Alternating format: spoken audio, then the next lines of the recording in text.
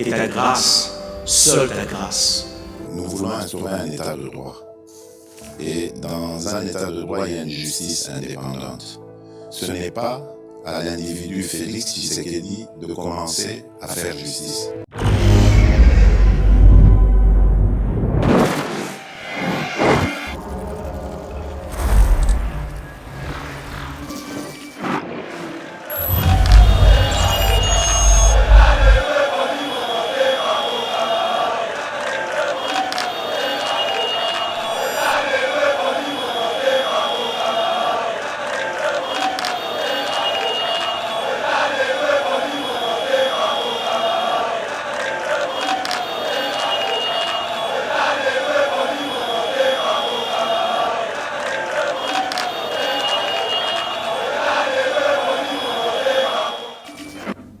Bonjour mesdames et messieurs, bienvenue dans notre émission Veille Patriotique, émission Oyo to kotaka na banda kuna bino à travers baitandamike poto pesa bino d'information oali ko dominer scène politique congolaise. Tolobela bongo maye matali polémique autour du remplaçant de Corneille Nangaa. La présidence à CENI, ça pose toujours problème. Lobby, wana la dernière réunion qui prévu que si confession religieuse na mibale, c'est-à-dire SCC, na catholique ou ça de la Senko qui devrait se réunir pour retrouver bon compromis. Malheureusement, il n'y a pas eu la présence des deux confessions religieuses au Bali contre candidature. Il y a Denis Kadima. Alors, ils sont avancés des raisons pour dire que président, il y a Senko, le président, il y a Mayematali Mamnyo Sotouana ou Tembi, Aebaki Nako Bengsa Bango. Nous allons aussi parler de la sortie médiatique de Moïse Katoumi, le président de l'Ensemble pour la République, qui s'est dit prêt de quitter l'Union sacrée, non seulement si la proposition de loi Tchani passe, mais si on programme comme ça, on programme ces points à l'ordre du jour, na Assemblée nationale pour ça, le débat, bako s'est retiré, bon, on a union sacrée, Dodo Kamba, la Senko et l'SCC exécutent les plans de la Mouka. Nous allons aussi parler des militaires, des forces spéciales américaines qui se trouvent, en ce moment nous parlons à l'est de la République pour commencer avec les actions qui luttent contre le terrorisme et soutenir aussi les gardiens à parc. Nous allons aussi parler du conseiller financier d'Antoinette Kipoulou, qui est déjà aux arrêts pour tentative de détournement des deniers publics. Torolobe l'appel Issoussou. Bongo Maïmatali Beni territoire, les FRDC viennent de détruire et de contrôler la position géostratégique des territoires, des terroristes plutôt, ADF, dans la vallée de Semileki, secteur de Rwenzori. Non, président Chims, oh oui bien président IDPS. France ndeto kokota na mozindo ya mainyo surtout na ali tandela bino awa na cadre ya la pédagogie du président Chims ndeto kokota na po to kota na mozindo président Chims Mbote mwana mboka Trésor Kandolo. Les alliés sont makasi ko partager na au plateau mongo comme d'habitude chaque samedi on les kaka pour na ko servir bongo au peuple congolais au ba réclamaka yomi tout au long de la semaine pour na cadre et pédagogie du président Timothée Ali Bongo rubrique qui a éveil patriotique qui a Yeba TV président Chims Ozali nakata koyeba ba polémique ali koto se tourner autour il y a remplaçant il y a Corneille Nangaa qui bon président CENI ça pose toujours des problèmes il y a toujours des blocages qui bloquent qui freinent koto SCC na Senko bali ko senga arbitrage ya bongo ya mokonzi mboka koto si confession religieuse bakei déjà ko déposer bongo PV na bango na kombo Denis Kadima. Et on crie haut et fort pour dire que présidence de la CENI Mbosso appelée à siffler la fin de la récréation. Président Chims. Merci Mingindeko Trésor Kandolo. Merci na Yeba TV. Merci na ba Steve Konde, DG Shadrach, ba Bécholé, ba en tout cas ba Pasteur Gili, ba Mitterrand Naya, ba Abigail ndenge boyambaka biso na kati ya etando na bino Yeba TV. Et merci surtout na ba oyo balandaka biso. Na cadre auto bengi pédagogie ezali nini parce que il faut quand même que tikala toujours na kati ya terrain wana ya ba valeur oui parce que les autres comprendre que politique ya mboka na biso comme na ngolo la diversion surtout na ba o soit disant acteurs politiques au lieu ba kende ba même mboka na makambo ezali très important très nécessaire pour mboka kende liboso on dirait toujours ko wela kaka ne ba biti dezalaki akala ndenge nini na kolia ndenge nini na konvoma ndenge nini. Voilà pourquoi toyaka awa pour na prévenir na congolais que makambo etali politique makambo etali mboka équipé kaka te que aux acteurs politiques si kanyo sotango zali congolais faut ba lobela mboka na yo parce que tango zo lobela mboka na yo ozomi lobela. La preuve na question tulingai est-ce que zali normal est-ce que ça vraiment normal na pays où ils zali ko aspirer la démocratie ti les autres comme on a difficulté il y a ko dégager oyo to bengi muto akotiko kamba institution commission moko d'appui bien que comme institution awa pour na ko préparer ma ponomi est-ce que zali normal yo mwana mboka mituna nanu ba question biso to kanisaki que soki to pesi biloko wana na bato ya bwania lokola ba sali ya nzambe bato baza censé ko sali sa biso na ba problème oya biso ko conseiller biso ko zongisa biso na mulongo. Mais les lobatuana, bah comme ils benga na entre bango que yo zaka muto alukuta, yo kuno zaka muto alukuta. Finalement beaucoup zo kende wapi. Yango na yesu na cadre V patriotique pour na kolonga ko lamusa yo peuple congolais que faut élément. Mais la question tuninga y réponse dans nous ya liboso za moko. Diversion divagation na eleki.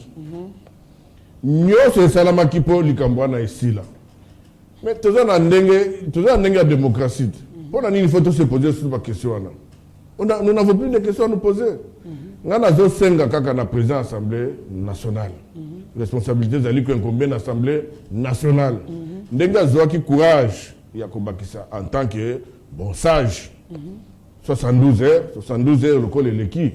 Il faut mettre piololo, distraction et sila. Distraction est wapi. Na bandeko na biso a 5 ans. Mobile na bango ezanini. Balingi ba contrôler ma ponomi. Ezamba la liboso te.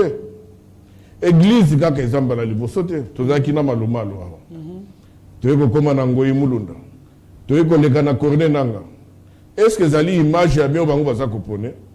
Nous pensons, en tout cas, peuple congolais, à l'Assemblée nationale, courage quand même dans la confession, Mboka, Sibir, dictateur, même si na niveau de la confession. Il y a une élection, sur 8 confessions, 6 va déposer la PV na bango. Pourquoi encore discussion? Des questions dans d'autres tours. Bon, le lobby, arbitrage chef de l'État. Oui. Non, mais chef de l'État, tant que c'est ce qui est normalement. Et puis c'est là va prescrit la mission de la Constitution. Na moni kamoni chef de l'État avec au sein de la carte. Chef de l'État Azali, il était mutako pour un candidat oyo agozala. Mais chef de l'État a fait ça qui bango confiance à travers Mibeko li konzi na mission à travers que bango bayokana ba confession wana ba tout soit disant ya bwania parce que lelo to yebini susu ne to ko qualifier bango soute. Donc basi basali choix na bango et puis exercice on ne basali yango basalango une fois basango basignate 2 fois basango basignate 3 fois basango basigna 4e fois est-ce que bako signer ils sont de mauvaise foi ils sont vraiment de mauvaise foi et ngai nazomona pour les avoir vécu la kati ya mboka France ko défendre la muka ce sont des gens qui balinga d'abord système régime et les lobes ont continué 5 ans ont continué à conduire l'église catholique na erreur. Biso to komina ba dimanche zo mona bato sous la carte de l'église te. On a comportement bato bazo censé ko kamba biso. Ils ont interpellé même bangote. Alors ceux qui va continuer faut quand même pas peut to saisir pas pour ayeba quand même que na Congo awa église zo ke na okufa et comme il y a esprit à faire neni na kolia nenge to zo mona bazobundisa même gratuité ya enseignement bazobundisa donc biloko nyonso wana toboyi yango biso tolobi boy en tant que Congolais mais honorable monsieur le président de l'Assemblée nationale papa Nabiso Christophe Mosso en tout cas 72 heures ici eleki parole na yo et cause à la ekendeka na MPPT baninga oya ba confession selon charte na bango o bango mo ba mipesa si ba dessiner parce que biso to ki ko umelate parce que toza na besoin que na 2023 élection et salema alors ceux qui bango bazo sala bongo tangu mikolo koleka baya ko lobate ke o régime wana bokomi ko glisser toza besoin de glisser te oh to na dialogue te pour to boyango nous avons besoin que au plus tard cette semaine, va entériner comme boya monsieur Ndeko Denis Kambayi comme président, il y a Seni comme ça, Seni wana ezo musala na. Merci beaucoup président Chimske. Pensez-vous na pasteur Dodo Kamba qui pour lui qui déclare que la Senko et les CC exécutent les plans de Lamuka? Mais nga personnellement naza d'accord na ye na oteko ba wa kutu ngai naza d'accord na ye parce que bandeko wana à travers ba représentants na bango ils se sont toujours comportés comme ba défenseurs judiciaires ya Lamuka et loko oyo nga nazo confirmer c'est parce que en contence na bango ezali avéré ba ebisa biso ba smartphone oyo bango ba sayela ki nango observation na élection ya 2018 bazwango wapi bazwango pa ya bato ya Lamuka. Un point très sûr, bino bateau vous allez censé vous allez naître. Comment est-ce que vous allez de deux poids, vous allez deux poids, deux mesures? D'un côté, vous allez le cola, mais de l'autre côté, vous allez nambongo, naba matériel, mais non. Donc, bazali, effectivement, baza ko sale là, bon vouloir ya la Muka, et c'est ce qui est mauvais dans ce pays. Malheureusement, bon, Mkonzambo Kazana esprit à dictature, voilà pourquoi notre koloba, ok. Il ne faut pas associer ni de près ni de l'air à Makambouana, mais à un certain moment, parce que Bila, il y a 2023, vous allez ailleurs. Ce qui m'a pronommé, et que ça le matin, et que vous allez ailleurs, n'a eu de peste. Bolobaki tellement, Bolobaki, mais 5 ans, il y a ça là-bas, élection. Donc, Mkonzamboka attaque, bonté, en l'équipe, mais cette fois-ci, vraiment, mais quand on peut voter là, que siffler peut faire récréation, mais avant siffler, en gros, je pense que c'est trop facile parce que l'Assemblée nationale est là et je crois que l'Assemblée nationale a une carte prérogative pour avoir aussi sa distraction. Merci beaucoup, Président Tums. Je pense que Mokonzamboka a bien payé, en tout cas, pour s'impliquer dans moi, Makambo, puisque dans l'Iro Makambo et Kendele, en tout cas, tu as vivre non organisation d'élection, Moko et coûter cher Naba Congo, c'est-à-dire il y aura des gens qui vont penser qu'il y a un glissement, tout question de dialogue, de transition, on en a marre parce que jusque-là, tout ça il y a plus de 20 transitions qu'on sort, tout le monde appelle à Malonga et ça les mapete, Mbokapé et avançant. Alors, tous à la très vigilant, surtout, ngape personnellement, on a dit que c'est un homme dédié, base à la quand même. Quand même mature, quelque chose de bon et ça va bien. Président Jim Soalé, continuer l'émission Nabiso, il y a la sortie médiatique de Moïse Katumbi Oyo. La salle déclaration Ebele Moïse Katumbi qui a dit qui s'est dit prêt à quitter l'Union sacrée, ce qui non seulement loi Peter Tchani, proposition de loi Peter plutôt Noël Tchani et l'équipe, mais une fois va proclamer en Okaka que ça va faire débat dans l'Assemblée nationale, Ensemble pour la République, Bakolongwa, na Union sacrée. Que pensez-vous de la déclaration de Moïse Katumbi? De trésor, Mawana Motema na Passi. Biso ba Congolais na yébité, je ne comprends même pas. Comment est-ce qu'un monsieur, un citoyen congolais, a même défier l'institution Mobimba Lokola Oba Bengi Assemblée nationale. Donc, a commis qu'on peut même une injonction, comment est-ce que l'institution a fonctionner. Mais ça, c'est trop grave. C'est vraiment grave. Qui est M. Katumbi par rapport à Yandego Nangaï, Steve Kondeto, par rapport à Ndego Nanga Bolondo Brandi? Il y a des citoyens à part entière, mais soyons sérieux. Hein? Ce pays appartient aux Congolais. Il y a un fait de société par rapport à faire souffrir les Congolais pendant des décennies. Parce que au Congo, il y a combien de Congolais sont des mendiants, des malheureux? Pourquoi? Parce qu'il y a un système, il y a un Congolais vendu par bateau Bazali, Congolais. Dans l'entretemps, bon, je ne parle pas que de Moïse Katumbi. Depuis Congo et Banda, sont au Talibé, Bitumani sont aux Aliawa, et ça a entre les Congolais. Et ça n'est pas bateau Bazo au Talibanda, pour avoir intérêt à Bango, pour avoir comme ça, pour agenouiller, pour faire agenouiller moi dans Mboka Congo. Donc, c'est trop grave. Il y a comme on a que Moïse a sali déclaration, piètre en plus, mais voilà. À sali dans le contexte moko boye pour qui il est par rapport au Congo. Moi, je l'avais connu entre guillemets comme un opérateur économique. Aux opérateurs économiques, na mutu na ya la mukaka toujours nini a gagné bon. Contrairement à un vrai politicien ou azola la zoka le nini ko faire gagner mboka, ko faire avancer, ko nini ko salisa bana mboka na ye. Ndeko Kandolo, c'est vraiment trop regrettable. Et aujourd'hui, je vais le dire tout haut pour Nakolobake, Ndeko Moïse, à ce moment, il faut distraire le peuple congolais. Pour la décision, voilà, il a de l'argent. À Somba n'est pas parti politique, à Somba Batemele, pour Bassa il a que Moussala, parce que les lots, n'a personne n'a bêti l'auto. Et n'a pas Somba peu Batouana, mais malheureusement, n'a pas l'auto, mais n'a pas 5 Nzambe. Na betata l'auto pour na récupérer Batouana pour besoin s'exprimer na bango na alliés essentiels pour Namboka. Quand il parle il y a que ce qui loi wana est comme ne fût que programmé. Ah mais Moïse Katumbi zobosa na que loi wana ils a déjà accepté na carte parlement et que loi wana peuple congolais a besoin de la programmer parce que bani peuple congolais à comprendre ça c'est à loi wana. Alors, ceux qui ont demandé que Moïse Katumbi allons en union sacrée, nous allons tous les jours. Au moins que le temps est allé toujours mettre en circonstance. Nous allons tous les jours. Union sacrée, c'est bien parce que Zali est là. Mais moi, personnellement, si d'accord, nous allons sur l'union sacrée.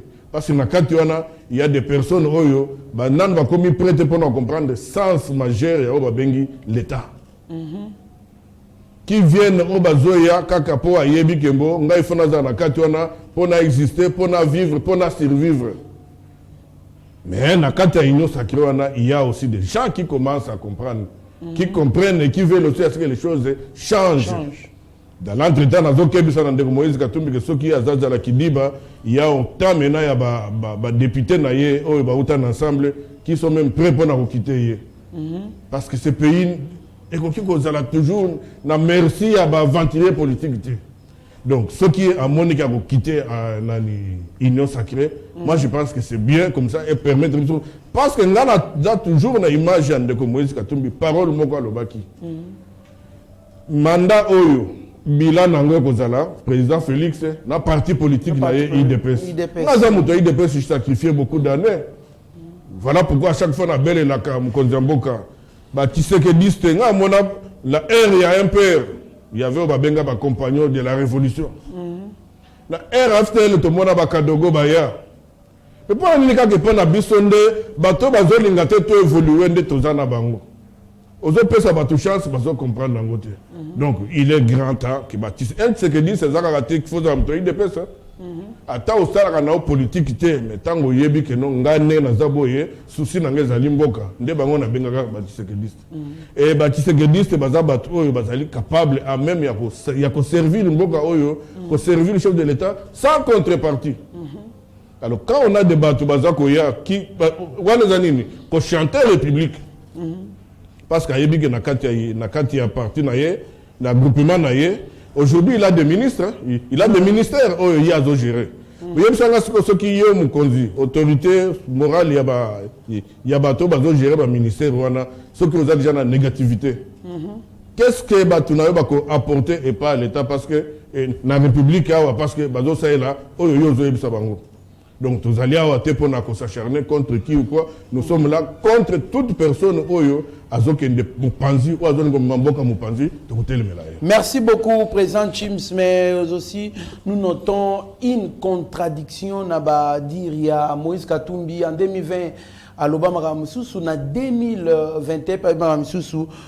Je pense le 13 décembre 2020, Katumbi, je ne suis pas d'accord avec le président de la République quand il dit qu'il ne va pas fouiner dans le passé. Mais après avoir accordé l'interview à Jeune Afrique, Moïse Katumbi sur Jeune Afrique, il faut arrêter de traquer les détourneurs. C'est un danger pour notre pays. Il faut savoir pardonner. Président James, que pensez-vous de la contradiction à Moïse Katumbi juste après quelques mois? Merci beaucoup, Ndekonangaï Trésor Kandolo. Vous savez, pardon, c'est bien. Le pardon libère. Mais avant de pardonner, pardon, je peux faire que c'est un yangot. Na salaki mabe, bolimbi sanga. Ndenge na lubakango pona ndeko Kabila. Ngana zelaka ye aleka devant ba Congolais que j'étais jeune, ba kosaki ngai, na salaki mabe, bolimbi sanga. Parce que bino bosenga pardon te. Babosa na kaka makambo sali oyo bomi mboka. Vous savez combien de Congolais va souffrir dans le comportement na bango. Le chef de l'État le baki alinga ko fouinete parce que tout est question de sujets trop sensibles parce que magouille, anti-valeur, corruption, tout ça, c'est un système où les Congolais belé va tremper la carte. Et que moi j'avais déjà proposé ici qu'au lieu qu'on lande la même bateau, bateau doit conscience bango moko, baleka dans l'État que nga na ibaki boye na zo zongi saboye.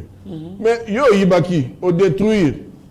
Mais aux autres de l'autre côté, aux autres c'est la balimbi yo. Bongo bateau yo ba sibisaki ba me fait à destruction na yo. Ba ko sala ni. Donc même à pas et pas sango tango tekendaka. Pour avoir Nzamba pardonner tout ça ganini. On va bengi repentance non? Mais nous attendons. Moïse Katumbi azo senge la batouana pour yebi pe ki yepe soki tolandi. Nga na yebela ki est commerçant. Mais comment il demande son pardon indirectement puisque yepe il fait partie des personnes à combien milliardaire neni na mboka. Voilà. Donc ouais comme on te bengi ba fuite en avant. Donc Moïse Katumbi la loi est dure mais le reste c'est la loi. Ce qui est l'autre, il y a Congolais qui sont tout ça, mais moi je demande qu'une seule chose, je crois que les Congolais tout oser là, le pardon. Tant que pardon est athée. Donc voilà, ça veut dire que vous avez yanké, au Betingaï, gratuitement, après bon, comme obligé de faire sous pardon. Non, bon, non, gaï. Ah bon, maintenant, président Chims, donc je comprends. Merci beaucoup. Tu as allé au Koban émission Nabiso, émission Auto Servagabino toujours. Je pense que les hommes politiques, quand vous faites des sorties médiatiques, il faut se contrôler puisqu'il n'y a que 8 mois seulement, le 13 décembre, et puis je pense que la déclaration c'était le 19 août, juste 8 mois, il n'y a pas 9 mois, il y a une contradiction dans les fiefs de M.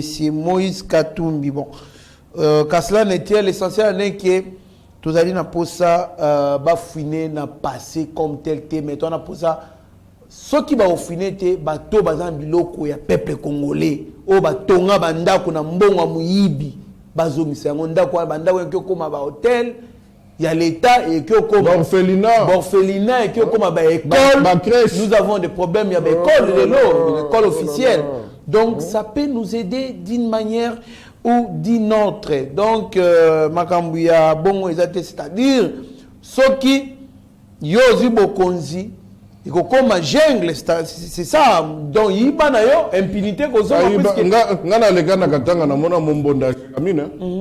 c'était des réserves. On a habité Kendawapi et ça, il a Congo. Apparemment, il existe à Rassoute. Vraiment, il n'y a pas si mingi. Ça n'existe plus. Karaningo Ali Kolobamo président Chims. Toi, Ali Okoban émission à Bisso, les militaires des forces spéciales américaines dans l'est de la République depuis ce mercredi, selon plusieurs sources. Boebi, président Chims, semaine passée, tu as militaire américain. Ils sont venus spécialement pour lutter et combattre le terrorisme, s'afficher timidement dans l'Est de la République, mais aussi qu'on secourir bon gardien, il y a parc Virunga et autres. Réaction dans les président Chims. Ndeko nangai trésor kandolo moni likambo ya présence militaire na kati ya sol congolais. Ça likambo ko sous-estimer te. Les problèmes est très très très profond. Je crois que ce bon discours à chef de l'État à l'Obaki que a tché le boko na iba coupé, a tché vie na en danger jusqu'à ce que a ko éradiquer insécurité na kati ya territoire national et surtout na est ya pays. Oyebi na est ya pays wana ezana ba oyo ba vandi kuna ba ndeko na biso oyo ba peuple oyo population ba bengi population nilotique. Ça s'appelle un peuple sans territoire. Mais oh bazali en quête à territoire. Ba oti banda ba likolo kuna ti ba eko jouer na bassin ya Kivu. Lelo toboni que makambo sami na Afghanistan. Salama. Lelo makambo na yokutana que Afghanistan lelo moni ndenge moni. Ba militaire américain ba longwe kuna, administration américaine longwe kuna. Ba sikoyo na Congo. Et là, on est total bien makasi parce que pourquoi? Parce que bitumba est et ça bitumba moko asymétrique et ça bitumba moko y a ba intérêt et puis ça bitumba moko y a ko garantir l'intégrité à territoire batuba bossa nangote. Et moi je pense que en faisant venir ba troupe wana c'est-à-dire pour une fois pour toutes toye ba ko comprendre mboka na biso il faisait en position nini parce que ceux qui tozota la ka biloko na ndengo wana tozokende neti tozokende te voilà pourquoi les choses de l'état na détermination na ye atali le bimo c'est l'unique voie où il peut permettre ngai parce que bon l'Amérique au jour d'aujourd'hui et puis dans le monde numérique lelo je crois que en venant masolo zo salema normal d'égal égal tozota la na bilongi pona koyeba bino boyeli nini parce que je ne vois pas que lelo américain koya aya kufa na Congo. Non. Et dissuader peu biso ba congolais que comme américain y to croiser les bras. Non, il faut continuer par soutenir ba mampinga na biso ba FRDC o ba ko soutien ya auto bengi première puissance mondiale.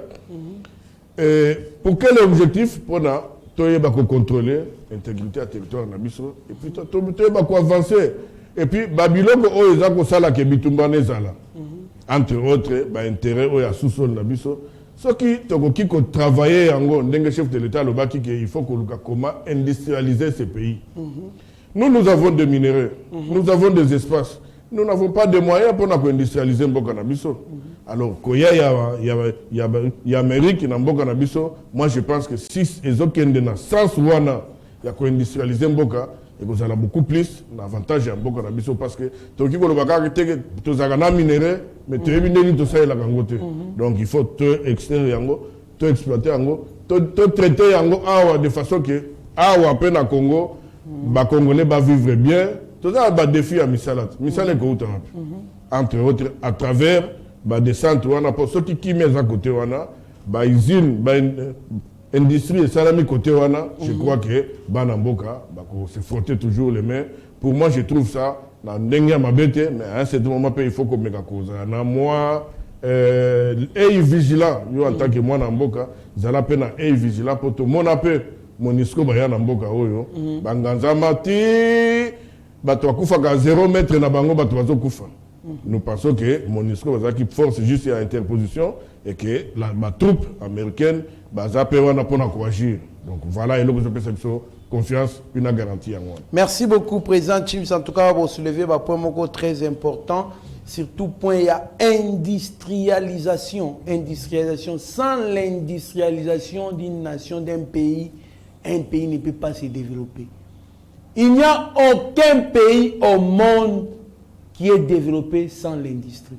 Tous les pays qui sont développés au monde, c'est l'industrie. Oui, il y a l'agriculture, mais une agriculture industrialisée. Oui, il y a les secteurs communicationnels, les transports aériens, c'est industrialisé. L'industrie demeure les moteur du développement d'un pays. Et Zali, si j'ai mon c'est trop vague, président Chims, président, on va dire qu'on continue l'état de siège à l'est de la République. Accusés d'être complices des groupes armés, les parlementaires du Nord qui vous renvoient la balle aux militaires. Tu as dernièrement porte-parole à militaire à qu'il faut que parlementaires au Bali saboter l'action ou soit œuvre. Il y a état de siège. Pourquoi? Parce qu'il va dire qu'il est un peu complice. Et puis on va les juger, les condamner. Mais c'est eux qui répliquent cette fois-ci, Balobi, Bango, les complices, le président Chims. Il y a guerre dans l'Est, au juste des Aranines. Mais il y a guerre asymétrique et qu'on sort. Mais, Balobi, qui veut que cette guerre se termine, qui ne veut pas? Merci beaucoup, Ndeko Kando, le lobby nango, Balangaze Morobaki. Tala Bango na Bango bakomi ko inana. Bango na Bango bakomi ko bunda. Donc, Ezali victoire au peuple congolais. Ezali victoire au chef de l'État, il faut qu'il y ait état de siège. Parce que Ayebaki, après l'investigation, que et les militaires qui étaient dans la mafia, Bazali, et les parlementaires, qui ont complicé dans notable, pour nga na lobaka yango. Pour na yebi côté wana. Bazalaki, on a nini, tout ça. À part une façon de s'enrichir illicitement, mais mobile mounene, c'est qui peut contourner fisc. Voilà. Mobile mounene yango na contourner fisc. Yango to senga toujours que non fisc yango kana biso pesa likolo. Il faut à ce moment tomega ko réfléchir ndenge nini ko kitisa fisc parce que problème on a toujours mon même na bandeko bazali banda qui peuvent se sacrifier pour na kotinda parce que à ce moment to bossa na teke libanda et sali musale belé ya ko soutenir mboka oyo parce que économie donc budget en mboka oyo na mbongo oyo bandeko oyo bazali ko se sacrifier ko tinda awa ezaki plus de 3 fois que le budget en mboka oyo donc makambo ya est wana c'est bien, petit à petit, tout ce qui est la vérité. Mais plus vérité, tout ce qui est la plus bitumbango, tout ce qui est la oh, c'est ça notre objectif. Ma belle, c'est Salamaki, c'est belé. Donc, côté la mingi na quantité. Mais le plus important, c'est que ma belle, wana, bitumbana, et si là, bande gona biso kuna base à la calme. Et je, na yoki awa ke bozo kende, na côté wana, mais moko zonga. Pour comprendre que nous n'avons pas intérêt à ce que Mboka Nabiso est à la ndenge, il faut être à la lelo. Ok, merci beaucoup, Président Chi. Merci. Béni territoire, les FRDC viennent de détruire, de contrôler la position géostratégique des terroristes ADF dans la vallée de Semuleki, secteur de Rwenzori. État de siège aliko sala quand même, aliko travail, aliko tika bilembo. Pendant que batu soba aliko ignorant au président Chims. Yo le bien Semuleki, Semuliki. Ouais, c'est Moulik. C'est Moulik. C'est Moulik. So comme il place on ko lia ba mbiso to benga mystico. Oyo ki no ayebi na yangote. Mais lia mbiso wana ko mona richesse ni nzamba pesi na mboka oyo. Effectivement, c'est des places oyo ezalo ko la noyau, ezalo ko la centre. Parce que yango pendezo sala lokola mwa ko kende ngambo à frontière na mboka na biso to bengi Uganda à travers rivière Babengi, c'est Mouliki. Donc, bah ADF na Luana, bah to bazako ya ko servir na mboka na biso en complicité, parce que les lots naye koyoka avec regret que la plupart bah ADF bazokanga, bazali bana na biso ya Beni, ba na biso ya Lubero, ba na biso ya Musenene, ba na biso ya Butembo, ça fait mal. Ça fait mal comme on a que pour des intérêts amicaux. Comme ici, un peu, na moi paralysie, or, côté wana, biloko uta kana mabangulu jipa, légumes toliaka awa. Mais à un certain moment, tolobi, ouf de soulagement, ouf de soulagement, dans le sens que vraiment bravo Mukonzi Mboka, bravo état de siège, bravo Nabatu Oyo, bazo Kamba, bazo superviser état de siège wana, gouverneur les deux provinces. Parce que ceux qui ont voté, bien que les bateaux continuent à couper. Donc c'est pourquoi j'ai parlé d'une guerre asymétrique. En tout cas, état de siège, tout temps que la chef à côté de parce que ça a efficacité. Tout à fait. Merci beaucoup. 20 tonnes de maïs de Kanya Makassi, c'est na Kinshasa, conduit par le général Kassonga. Donc, président Chims, Tomona Akane, Bakuluna Bakendaka, Nasbata Service National, Baliko Kendeme, Tomoni Masango et Akosakanate. En plus de cela, Balobi ezali juste ndambu, ou ezali moukié, c'est même pas 10% à va produire na Kanya Makassi. Ce qui était comme utopie aujourd'hui, c'est une réalité. Les lots 20 tonnes Yamasango à Kanya Makassi produit par les services nationaux et ça déjà à Kinshasa. Merci beaucoup, Ndeko Trésor. Merci encore une fois pour l'initiative, na souci à chef de l'État et à que Congolais n'y sont pas yazali, à Kokazangelo, na Libumute. Lelo oyo, to Monique Masango ye batu basepeli. Masango ne uti wapi, e uti na bana oyo mboka, oyo bazako benga bango bashege. Bana oyo babebisa bango vie. Pendant plus de 18 ans, bana wana batangate. Comment va désœuvrer, misala ezate, alors pour aller à vivre, à comment qu'il a obligation aussi ma machette. Et batouana, comment qu'il le quoi ben ennemi à la République et pourtant bazaki bat ok, il fallait qu'il koyoka bango, comprendre pourquoi bazo aussi ma machette. Voilà. Les lots monique na mokili, mutu amuki azalakate, mutu pe amune na azalakate que mutu nyo ça important. Voilà. En tout cas, na pesi merci d'abord na ba chege oyo liboso tu as benga bango ba chege les lots benga bango ba chege te parce que comme ba citoyen normal ils sont payés ils sont payés s'intégrer na kati ya voilà musala oyo tozolinga ke mboka oyo ezala na tranquillité ezala na kimia de façon que musala ko ça les ébélés pourquoi parce que chômage ça tellement ébélé formation to ko former bango ndenge nini heureusement lelo ba produire o bazo produire wana o tozomona ndengo lobi saka infime oye awa mais tout ce que je peux retenir dans tout ça c'est pour dire que en tout cas yo mutu oyo ozo continuer ko simba machette yo mutu ozo ko mona ke vino suki en tout cas ce que vandi avec du recul on comprendre que bilanga zali on constate bilanga comme so mutu ça ne sert à rien on s'attaquer na ndeko na yo po yepe azo bondisa vie lokola yo il y a lié ce que oza chege msusu moni ko za na moyen te que ndeko se faire enrôler de façon que ngai oyo nazo tika machette na ngina kende ko joindre baninga po mutu azo kende kuna azo zonga avec eloko moko na mutu ba gonome bazo bakobima wana na ba militaire bakobima wana na kati ya bashege wana donc voilà encore une fois travail nini oyo congolais face à la de partout pour un intérêt général tout ce que nous parlons ici c'est intérêt général prôné autour de ma valeur.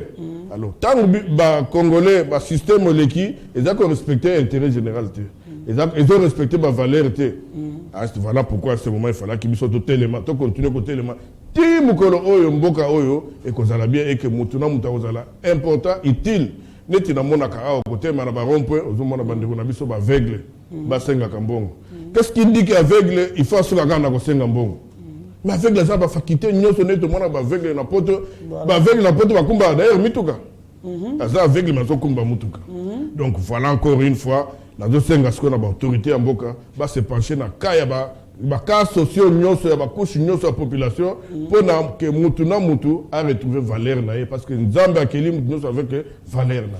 Merci beaucoup président Chims, nous sommes presque à la fin, ça c'est la dernière question que nous allons débattre là-dessus. Les conseils financiers d'Antoinette Kipoulou, ministre de la formation professionnelle et consorts, aux arrêts pour tentative et détournement des deniers publics. Président Chims, état des droits et au Kobakaka. En tout cas, Yango Tobundeli, pendant plusieurs années, pendant qu'il a un père fondateur, Moutuna Moutoye Natanaye, aujourd'hui je suis quand même fier, il y a comme on a que l'institution Bomaki, Neglijaki, entre autres IGF.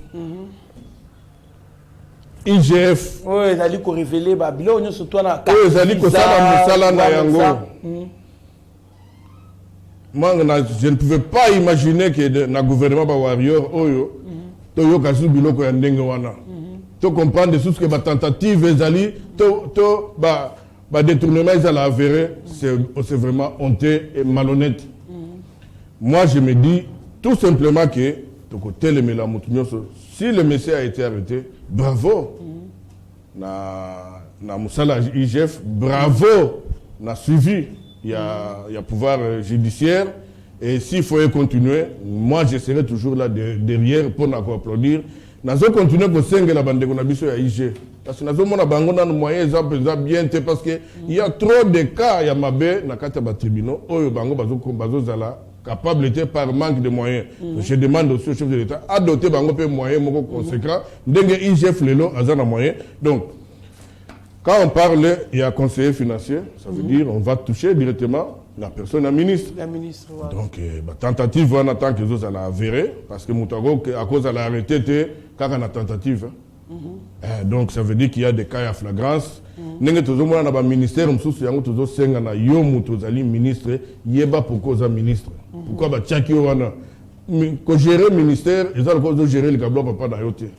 Quand gérer le ministère, tu es un commis, et commis tourne en gaï, voilà, j'applaudis, parce qu'aujourd'hui, si on nous demande l'autre télémie parmi bilan, il y a Bisso, il y a chef de l'État, en tout cas, IGF, Azana Katuana. Ce que moi, je comprends de tes bâtiments, je confondre institution IGF et animateur. Dès qu'on on n'a pas besoin d'être des amis, ni des ennemis pour défendre Mboka Oyo. Donc, tant que l'institution de Salam Sanango, il faut qu'on appuie, et puis il faut qu'on dote des moyens. S'il faut sévir, il faut sévir. S'il faut corriger, il faut corriger, ainsi de suite. Merci beaucoup, Président Chim Stokomina Souka et émission Nabiso. Nous rappelons que Ozali président, il y a UDPS France. En tout cas, Ozali et Singomaka, ça va partager au plateau Moko. Nous rappelons que selon les rapports que nous avons après la baisse de billets d'avions à l'intérieur de la RDC, les taux d'occupation des avions CAA est passé de 40 à 80%, à 83% en termes de recettes. CAA est passé de 34 000 $ à 41 300 $. Président Chims, réaction à les cas. Merci beaucoup. On a corrigé le Nazali, président IDPS français, Nazali, président IDPS Île-de-France. Ouais. Donc voilà, président Alexandre Azali Wana, on a passé un beau temps en passant. Tant que nous avons fait Bunda, pour les Congolais, nous sommes à l'aise dans le Congolais, nous sommes à l'aise Congolais. Comme il y a un secteur rebelle et comme il y a un secteur privilégié.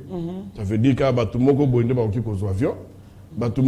Alors, pour que je il y a un prix et mataki. Or, avion, il y a un moyen de déplacement. Mais derrière, il y a besoin que le peuple s'épanouir. Avant de s'épanouir, il faut en aller. C'est bien bon. La compagnie va comprendre. Mais là, tout ça, il y a un bango de sous-sous. Va réglementer par rapport à la fret, la marchandise. Parce que l'objectif est que plus il y a un mouvement, les commerçants vont retrouver des moyens, plus il y a un accompagner bango, il y a un bien, le prix peut quitter. Là, on a s'est renseigné côté mais j'imagine que le prix, il y a un billet qui dit, le prix paye, il y a fret et qui dit.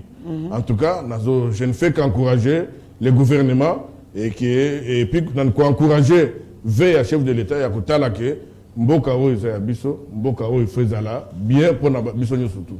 Merci beaucoup, Président Chims. Tala caméra, ya Steve Konde HD, Bongo Pesa Malobano Yasuka, Président Chims. Malobananga Suka Izakaka biso ba Congolais tolinga mboka toyeba kolobela o ezali valeur mboka o ezali utile pour mboka parce que loko na komo mona lelo bato baza censé kolobela mboka baza kende mingi à côté pona nini bazo kende mingi à côté c'est parce que na côté wana motontozo luka ndenge nini ya kozwa part na ye mboka ils ont besoin que intérêt général n'est tout mona na mboka msusu. C'est rare au monde que mutu alamuka ki na tongo aliete.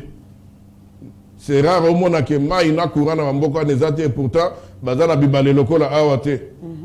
C'est rare donc les lois mutu to zo kwa vie mboko yo. Les lois de konanga trésor so bazu mboka o kaka 5 ans pesa ngo chinois. Je crois et que ça la ndenge oyo bato zo kanisela te. Mais pourquoi pas biso ba congolais peut-être qui kolakisa que toza bato nous ne sommes plus des sous-hommes. Pourquoi nous ne pouvons plus nous assumer? Donc, lobananga ngoyana congolais lingande kona yo congolais. Pona o lingande kono congolais, il faut tambola selon ndenge nzambe akela mokili oyo. Et puis tu verras qu'il y aura même pas de soucis makamutu et okende très bien. Bon, comme d'habitude, na ceux qui se pour remercier Bino, Yeba TV. Je remercier surtout madame oyo Bino Mobo yebina lobakango eza blague parce que ba sacrifice tout ce to jouaka. Et ça, risque, ça, multiples risques, ça, Papa, tu n'es plus avec nous. Papa, tu es en train de nous abandonner. Papa, qu'est-ce que tu gagnes là-bas? Non, c'est la passion, c'est l'amour de ce pays. Alors, Mouto Simba, que non, Naza na courage à Koloba, Madame Inès Chimba, mon épouse, que je te salue. En même temps, on a aussi sa émission, parce que aussitôt, on a Zokota, on a Sangwa Mabe. Dès qu'on a biso toyebi, président Chikito Mouchachino, a fait la grand frère naé, propre. Papa Chula, Chilumbaï, Azaki P, journaliste na RTNC, a Koufa. Donc mes condoléances na président Chikito, mes condoléances na Viva la Musique. Et puis voilà, Ndekonanga Guilherme Sengo. Toujours bundana awa kaka pombo keza la bien, to sensibiliser bandeko ke mboko eza ya biso, to sala de façon que dego na biso bazo souffrir kuna na poto mboka ekende makamuto eza la bien de façon que to banda kozonga moko moko. Merci beaucoup président James, merci. Nous disons aussi mes condoléances les plus attristées na président Chikito Mouchachino, en tout cas na kombo ya batu nyonso bali ko sala ete Yeba TV existé to pesio mes condoléances. Je pense que nous pourrons passer à tout moment na place au matin zali pona ko partager nabino vraiment ilongo mawana. Merci na Joe Tambani, merci na Jacques Pongo, monsieur Zéphile Lomele. Merci na batu nyonso oyo basaka ete Yeba TV ezala en forme équipe technique Mobimba Tomoni Steve Konde Rabi Mokoko Meshak Shagi Ochudi Mike Chiswaka Eric Mubiala.